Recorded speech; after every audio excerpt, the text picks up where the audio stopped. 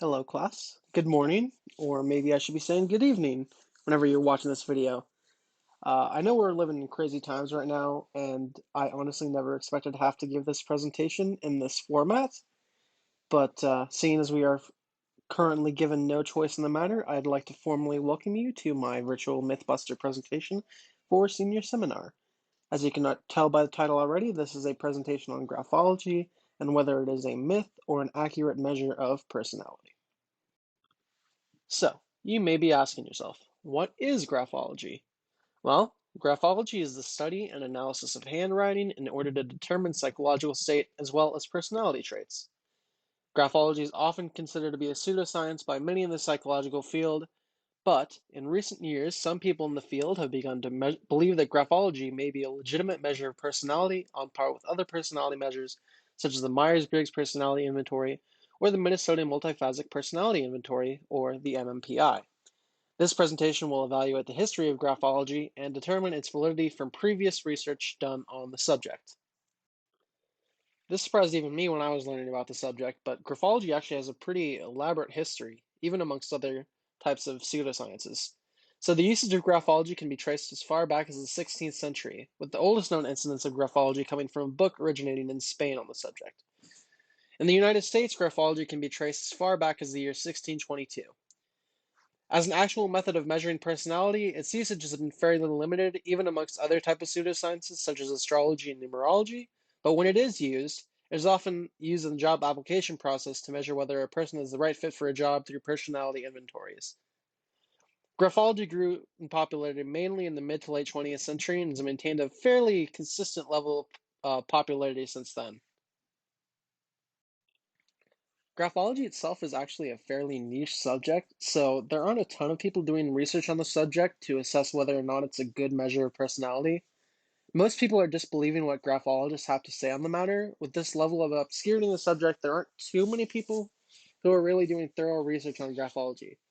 Right now, the leading researcher is Dr. Barbara GAWDA, and she has written dozens of research articles on the subject, as well as an extraordinarily useful guide with hundreds of documented empirical studies on the psychology of handwriting. And her book is essentially a Bible for graphology. So there's a ton to pull from with Dr. GAWDA'S research on the subject, and while I appreciate it a ton, I really wanted to focus in on the multiple researchers' opinions on the field in this presentation. But with that being said, I did want to focus in on a couple of the studies that she has done on the subject. So the first one I took was a 2014 article that she wrote where she conducted two studies that attempted to disprove the legitimacy of graphology. So in her first study, she compared the results from college undergraduates aged 20 to 21 with a sample of 260 people, and she measured their handwriting analysis compared with the NEO-FFI personality measure. The results of the study concluded that the correlations between handwriting analysis and the NEO-FFI were significant but small. And in the second study that she did for the paper, she compared results from college undergraduates aged 23 to 24 with the sample size of 180, and she compared their handwriting analysis with the EPQR test. And the results for this study showed that there was no significant correlation between the handwriting analysis and personality. In the end, Dr. GAWDA concluded that graphology really needs to be tested more and that the results are somewhat shaky when it comes to the legitimacy of graphology and that it needs to be a bit more stable to be useful. So, in another study, this one a bit more recent, Dr. GAWDA attempted to determine if there was a difference between aspects of handwriting between people diagnosed with psychopathic personality disorder and people without psychopathic personality disorder. So with this study, Dr. GAWDA compared the results of the Mann-Whitney-U graphological test between two groups of prisoners of similar age, skill, and intelligence. One group, with a sample size of 50, had psychopathic personality disorder, and the other group, with a sample size of 30, did not have the disorder.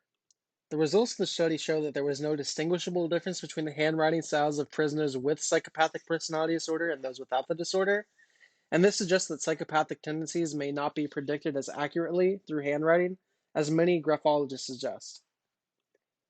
GAWDA does note that there were a couple of issues with her sample, and that particularly that the sample size was probably a bit too small, and that the study would have been better conducted with people who are incarcerated and not incarcerated. However, this subject and this study really did a lot to add to the literature that graphology may just be a myth.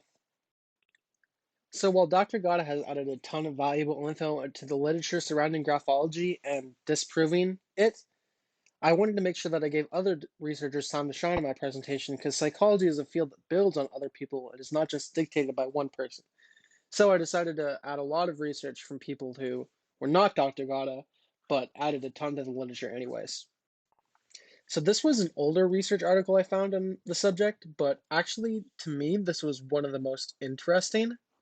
So in 1989, Dr. Nieder and Dr. SHAKHAR attempted to assess graphology through meta-analysis, one of the very few studies that actually use meta-analysis in relation to graphology. So, pulling from 17 prior studies done on the subject, Nieder and SHAKHAR had two groups. One, a group of graphologists with a sample size of 63, and one, a group of non-graphologists with a sample size of 51, attempt to perform handwriting analysis on 1,223 handwriting scripts from previous graphological studies. The researchers used the results from the non-graphologists as a baseline for predictive validity as it comes from a non-professional group, one who wouldn't really know much about graphology. In the end, the results showed that graphologists had no real significant advantage over non-graphologists in every single aspect of the study. And this is one of the studies that really helped push the literature forward that graphological influence usefulness is a myth. So this is a study that I found that is pretty dated compared to most studies done in graphology, even older than Nieder and Shakhar's.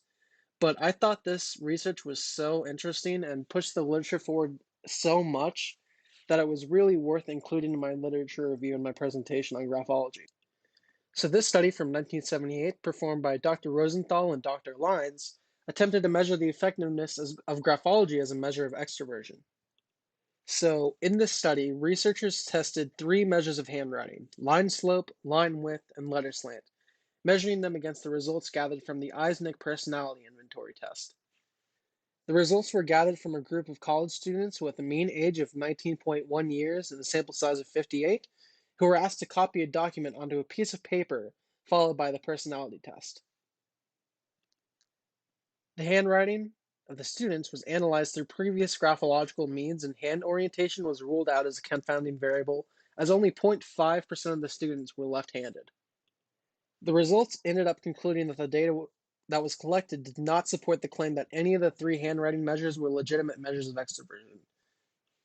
But more interesting, to me at least, is that there was no significant correlation between any of the three handwriting measures either, indicating that neither of the three handwriting measures were actually correlated at all. I personally really thought that this study helped contribute to the literature that graphology is a dubious measure of personality and it shouldn't be considered a legitimate science. For my last piece of research in my literature review and my presentation, I opted to use a more recent study to see if the results were different from other studies done in the past, especially those done in the 1970s and the 1980s. So, in a more recent study, researchers analyzed handwriting samples to determine if there was a link between major depressive disorder and handwriting technique. The researchers created a handwriting index based on 13 previous handwriting samples from people who were diagnosed with major depressive disorder. The study measured 80 participants, consisting of people who were diagnosed with major depressive disorder, with a sample size of 44, and people who were not diagnosed with major depressive disorder, with a sample size of 36. Using the Cohen's kappa, the researchers attempted to assess the reliability between the findings of graphologists, psychiatric assessment, and scores given by judges. And in a surprise turn of events for most research presented in this presentation, there was actually a significant link between handwriting technique and the occurrence of major depressive disorder. The results were significant with a K value of 0.62 for graphologists and similarly significant numbers for other groups. This study is one of the few empirical studies that shows promise for graphology and demonstrates the importance of testing measures multiple times, especially things such as graphology. So what does this all mean? For me at least, graphology is certainly really interesting. Certainly as interesting as other types of pseudosciences such as astrology and numerology. However, based on the literature that has been written on the subject thus far, it is almost assuredly safe to say that handwriting as a measure of personality is indeed a myth. And while conclusive, the literature on the subject is far from impeccable. Many of the studies done on graphology, especially the ones based on personality disorders such as schizophrenia and major depressive personality disorder, have small sample sizes in the narrow sample demographic. In the future, research should aim to have more varied sample, ranging in age and race. And I personally think it would be really interesting to see the results of graphology from a child compared to someone who's elderly in age. So, where do we go from here? I personally believe that there still may be legitimate uses for graphology, though they haven't been developed yet, but may be developed as the future comes along. And I think for graphology to have a future and potentially become a legitimate measure of personality, there needs to be a more unified graphological test. If there can be a test developed in the future that can act as a significant measure of personality alongside other personality tests such as the Myers-Briggs, then it is possible that graphology may gain legitimate foothold in the field of psychology. Certainly very interesting, at least to me. But as of right now, however, it is advised that any company or person using graphology as a measure of personality or job fit move to a more secure and proven psychological method of personality testing. And that's it for me. Normally, I would take this time to answer questions from y'all, but seeing as we are away from each other right now, I'll have to answer questions on D2L. If any of you have any questions on the subject, please feel free to ask me. No question is off limits. Thank y'all so much for listening to my presentation, and I hope y'all have a good day. And good luck with your finals. I'll see you on the other side. Take care, guys.